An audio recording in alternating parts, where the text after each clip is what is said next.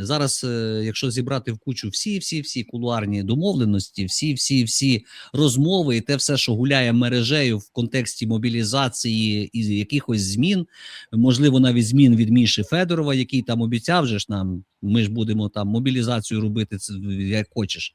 Так от, дивися, що зараз такого можна назбирати і виділити. Перше, ну, вони будуть розширяти функції e-кабінету для оновлення даних, броні, відстрочки, без візитів в ТЦК. Ну, типа, далі дають можливість, щоб не йшли в ТЦК, раз ви їх боїтеся, робіть це електронно. Ну, типа, якби, ну окей. Я можу тут сперечатися, але окей. Далі, вони будуть зараз, хочуть якось якимось чином додати грошового стимулу, а особливо в контексті нових виплат за нові контракти. Дивись, але це добра ідея. Це добра ідея, я би це підтримав. Ідея добра, Береза, але слухай, Борислав, але якщо, допустим, хтось сидить в окопі, в мене пацан сидить з 14-го року, з зарплатою, це треба додавати. Я кажу не про окрему категорію, а додавати всім. І це добра ідея. Ні. Матеріальне забезпечення військових на дуже низькому рівні. Це ж якби всім, а я ж тобі кажу, за нові контракти. Тож якби ж то всім, то я би сказав, та давно пора, бо ж слухай, поліцейський, вон той, що втікає, отримує набагато більше, ніж солдат, який зранку до смерканку в лайні і в павутині. Так от, грошовий стимул для контрактів, для нових контрактів. Бонуси за знищену техніку, там, ну і, коротше кажучи, за бойові, якщо ти на нулі. Щось вони хочуть додати, щоб, типу, показати, ну, типу, бачите, ми ж в цьому напрямку рухаємося. Далі вони валять тему рекрутинг замість призову, і Веніславський тут, як видав діч, то аж навіть я прифігів. Ну, типу, якщо ти маєш підприємство і в тебе є цінні працівники, то ти, коротше, займаєшся, як директор підприємства разом з своїми людьми, займаєшся рекрутингом. Ну, я собі уявляю, знаєш, так, бусик Кока-Кола під'їжджає, так, типу, нам треба 3 дронщика, коротше, зараз все, ми тут от, вас будемо уговарювати, ідіть працювати замість нашого спеціаліста, який торгує Кока-Колою. Ну, наприклад, ну, блін, якийсь бред. Тобто тепер вже не ТЦК, СП мають це робити, а бізнес сам має за кожного заброньованого привезти 3... Коротше, ну це якийсь, ну це Веніславський сказав, це не Ігор Лапін. Вот, ну це бред. Далі, ще цікава історія.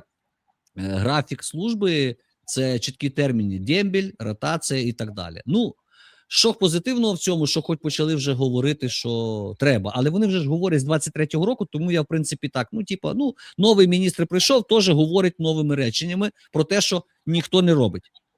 Далі, тепер ще такі бонуси, я би назвав би. Ну, цікавий бонус. Поліцію залучають до цієї справи і фактично функції розшуку, затримання, складання адмінпротоколів і так далі мають робити поліцейські. Отут я 2 руками, ногами за, тому що це їхнє безпосереднє завдання. Якщо людина скоює правопорушення, адміністративне чи ще яке-небудь, це робота поліції. Тут я типу якби окей, це супер. Якби це ще було, це я зібрав в кучу. Да, ну не тільки я збирав, тут багато людей вже це збирають в кучу. Вот. Далі. Що вони обговорюють на повному серйозі? Арешти рахунків, карточки, арешти майна за неявку. Ну, щось приблизно таке, знаєш, без довгих судових тягамотін, щось таке, як для аліменщиків робили. От щось вони це вже починають на повному серйозі лушпашити.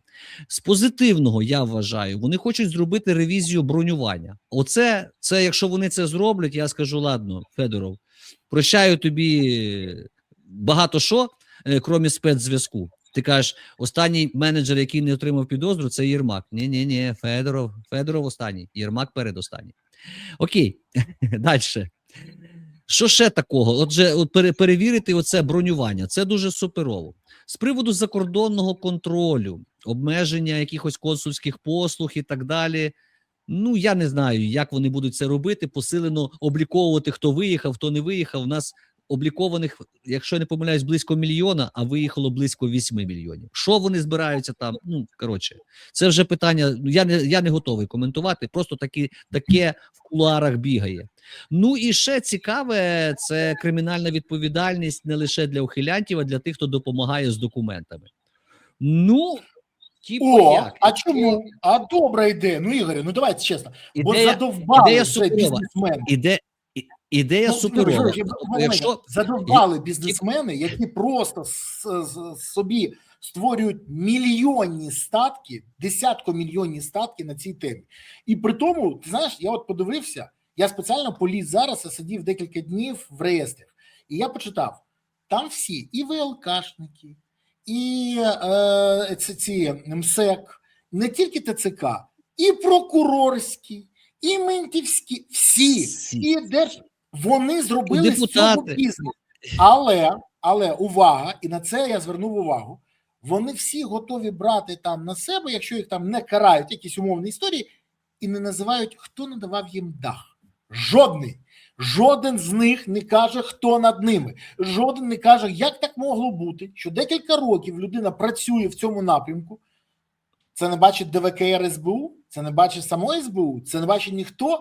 Чи всі знають, до кого варто звернутися, все питання вирішити, але чомусь силові структури, які повинні цим боротися, не чіпають до якогось моменту.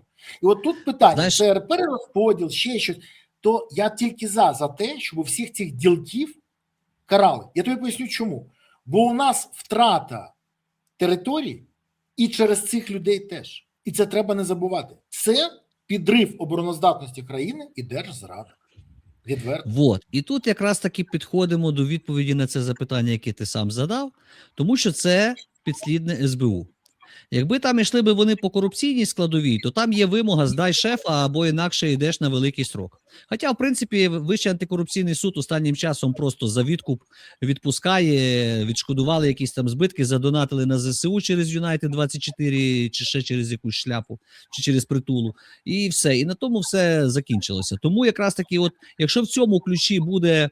Ну, я би, якби було б зміна до законодавства, якраз хоча б таке, що якщо от іменно в такому напрямку працюють, що здаєш більшу рибу, то може тоді розраховувати на снисхождення суда. А якщо ти нікого не здаєш, а просто тупо хочеш відкупитися, то ніякого снисхождення не буде. Ну, я тобі ще друге скажу. Ти ж не забувай, що для військовослужбовців вже ж зелені проголосували посилення кримінальної відповідальності і незастосування пом'якшуючих обставин. Я так зараз сказав дуже грубо, але так воно виглядає для військових. А для корупціонерів це теж було в законі, тільки для військових це діє, а для корупціонерів вони це не використовують, а навпаки застосовують пом'якшення за відкуп. Ну, але це вже інша дискусія. Тобто, це таке, знаєш, це така тонка крига питання мобілізації, але ми на неї сьогодні з тобою зайшли, ото я чітко озвучив, підгледів свого побратима, він збирав дуже багато матеріалів з цього приводу, і я так коротенько резюме оце от вам всім розказав і глядачам.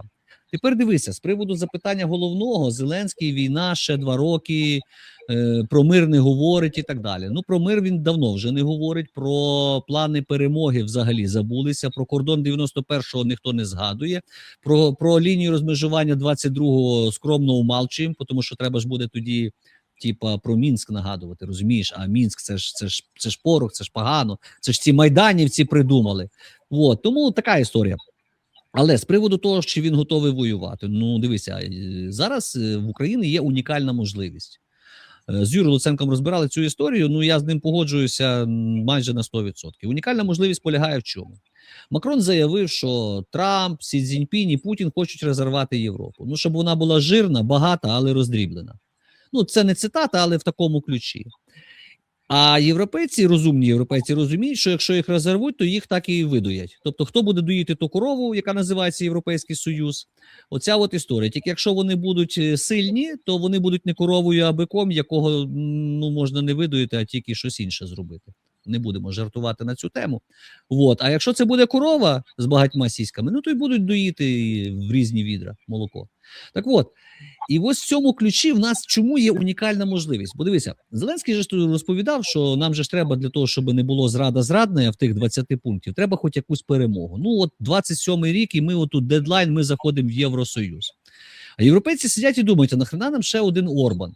Чи якийсь там ще один Фіцо?